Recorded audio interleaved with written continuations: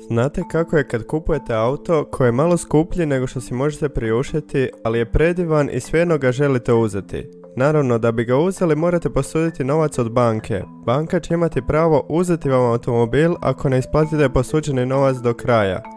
Ista stvar se događa kad kupujete svoju prvu kuću ili stan.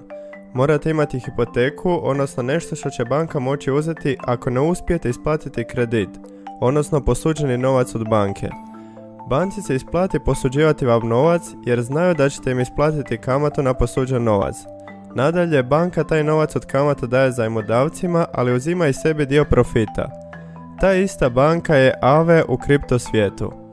U ovome videu na vrlo jednostavan način ću objasniti što je Aave. Aave je decentralizirana platforma utemeljena na Ethereum mreži koja korisnicima omogućuje pozajmice, kreditiranja i zaradu od kamata od kripto imovine bez ikakvog posrednika. Dobra stvar je što svi koji koriste pozajmnice, kredite putem Aave platforme ne moraju prolaziti kroz procedure tradicionalnih trećih strana poput banaka. Razlog leži u tome što je Aave sustav koji se sastoji od pametnih ugovora koji izvršavaju sve operacije. Svim zapisima o transakcijama upravlja mreža računala koja koristi Aave software. Korisnici koji žele podignuti zajam ili kredit moraju dati određeni polog ili kolateral. Na primjer, ako osoba želi pozajmiti Ethereum u vrijednosti od 100 kuna, prvo mora dati polog iste vrijednosti u stablecoinu ili nekoj drugoj kriptovaluti. Kolateral se stavlja u takozvani lending pool, nešto slično zajedničkom fondu. Kada netko želi uzeti zajam, dobije iznos upravo iz ovog zajedničkog fonda te plaća određenu kamatu koja ide direktno u taj fond. Na taj način ljudi koji su uplatili određeni iznos novaca u lending pool zarađuju svakodnevno od ljudi koji posuđuju novac iz poola i plaćaju male kamate. Kako bi se cijeli proces olakšao, Aave ima svoju kriptovalutu koja je glavna na njihovoj mreži. Korisnici koji koriste Aave Coin kao kolateral mogu dobiti popust na transakcije naknade, dok se korisnicima koji posuđuju Aave uopće ne naplaćuje naknada. Da li se Aave može rudariti i na koji način? Aave je decentralizirana open source platforma koja koristi Proof of Stake protokol za validaciju transakcija, što znači da se ne može rudariti na klasičan način kao Bitcoin, na primjer. Holderi mogu zaključati određeni broj Aave coina u zajednički pool i dobiti određenu nagradu u obliku kamate. Koje su prednosti Aave mreže? Jedan od najvećih prednosti Aave mreže je, kao što sam već spomenuo, jednostavan način za korištenje pozajmice i kredita bez potrebe za trećim stranama.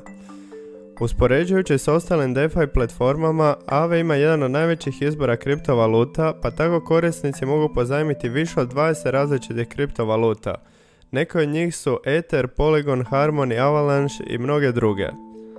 Također, velika prednost Aave platforme je i sigurnost koju pruža zajmoprimcima i zajmodavcima.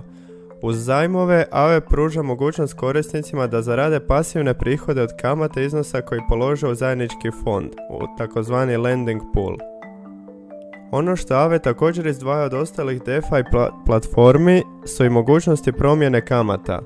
Korisnik može birati između fiksnih i promjenjivih kamata. Naravno, najpopularniji izbor korisnika su fiksne kamate jer pružaju zaštitu u slučaju velikih promjena cijena na tržištu kriptovaluta. Cijena Aave coina kroz povijest te predviđanja buduće cijene. Jako je teško predvidjeti cijenu Aave valute u budućnosti jer mnogi faktori kao što su rat, korona kriza, cijena dolara, nafte i mnogi drugi faktori utječu na cijenu prvenstveno Bitcoina, a onda i na sve ostale altcoine jer svi prate Bitcoin.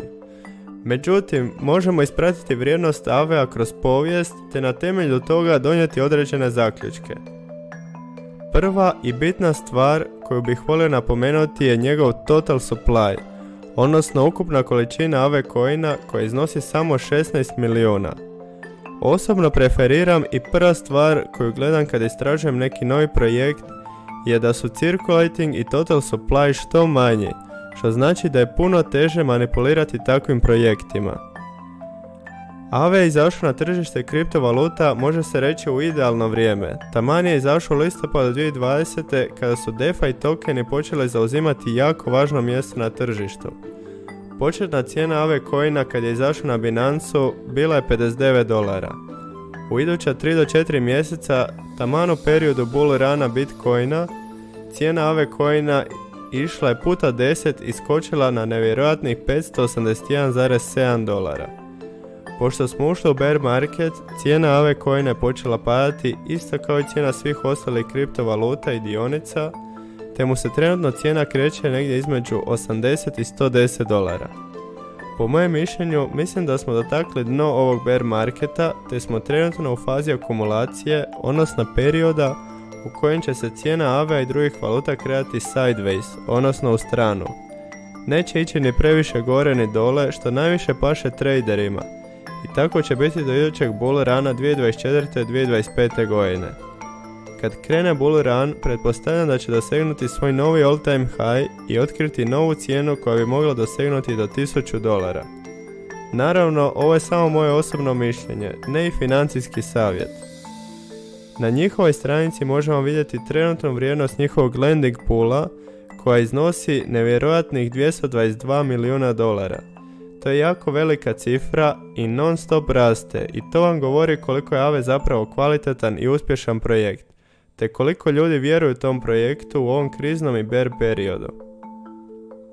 Aave coin možete kupiti preko gotovo svih većih mjenjačnica i burzi, a meni najlakša varijanta je preko Binance mjenjačnice. Gotovo u nekoliko sekundi se izvede transakcija. Binance je vrlo jednostavan, brz i user friendly za korištenje. Također na Binance možete i započeti svoju štednju Aave coina te zarađivati 1% godišnje, što nije puno, ali uz svakodnevnu isplatu profita se skupi. Ako imate svoje Aave coine na štednji na Binance, možete ih povući sa štednje u bilo kojem trenutku i upravljati njima kako god želite. Znači niste nekakvim ugovorima vezani i slično, i to mi se jako sviđa kod Binance. Ako još uvijek nemate svoj Binance novčanik, možete ga izraditi preko linka koji se nalazi ispod u opisu videa. Evo, to bi bilo sve za ovaj video. Ako imate vi svoje mišljenje o Aave projektu, molim vas da ih napišete ispod u komentarima. Jako me zanima da li još netko investira u ovaj projekt. Hvala vam što ste gledali ovaj video i vidimo se u idućem. Lijep pozdrav!